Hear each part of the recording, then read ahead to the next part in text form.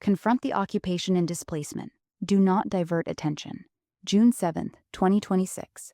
Prime Minister Anutin Charnvirakul, the government of Thailand, and the people of Thailand. Your statements on June 3 framed recent border incidents as routine provocations that Thailand has firmly under control. This framing risks diverting attention from the central, unresolved reality.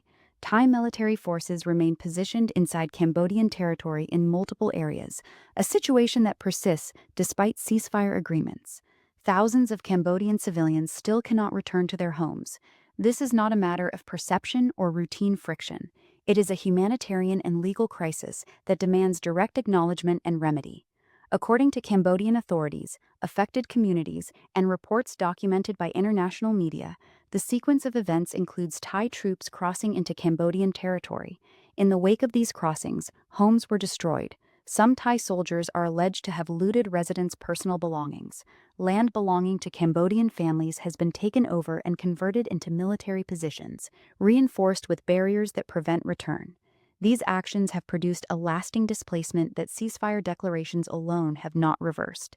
Thousands of our people, including women and children, remain internally displaced along the border, unable to go home. Families who once farmed, raised children, and built lives in these areas now survive on aid or in temporary shelters, their properties occupied or rendered inaccessible. This is not abstract sovereignty rhetoric. These are concrete violations of people's right to return to their homes and live in safety.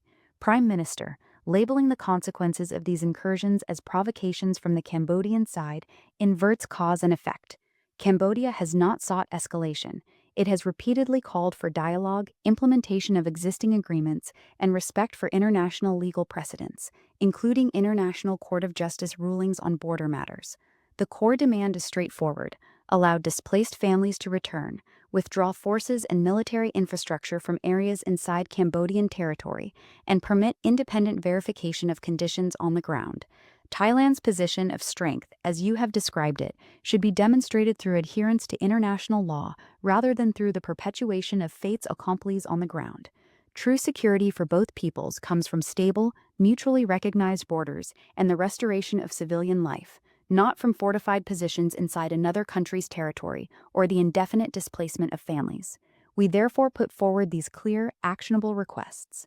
Facilitate the immediate, safe, and unconditional return of all displaced Cambodian civilians to their homes and lands.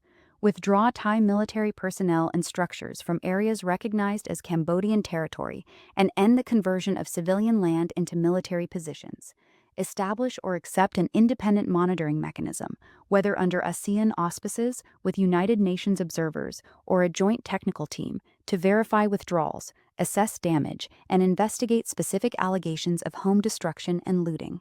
Resume good faith border demarcations negotiations, grounded in prior bilateral commitments, ICJ jurisprudence where applicable, and principles of international law that prohibit the acquisition of territory by force.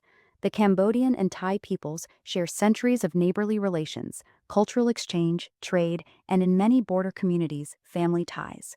Most ordinary citizens on both sides desire peace, not perpetual tension. Governments have a duty to resolve disputes through law and diplomacy, not to allow military facts on the ground to harden into permanent displacement and grievance. Prime Minister Anutin, history will record whether Thailand chose to address the occupation and the suffering of displaced families directly, or whether it continued to redirect focus onto secondary incidents while the root causes remained untouched. Cambodia stands ready for serious dialogue that produces tangible results: homes restored, families returned, and borders stabilized under law. The displaced families of Cambodia are not asking for victory in a contest of narratives. They are asking for the simple right to go home. Thailand has the power and the responsibility to make that possible without further delay, for truth, for justice, and for the peace both our nations deserve.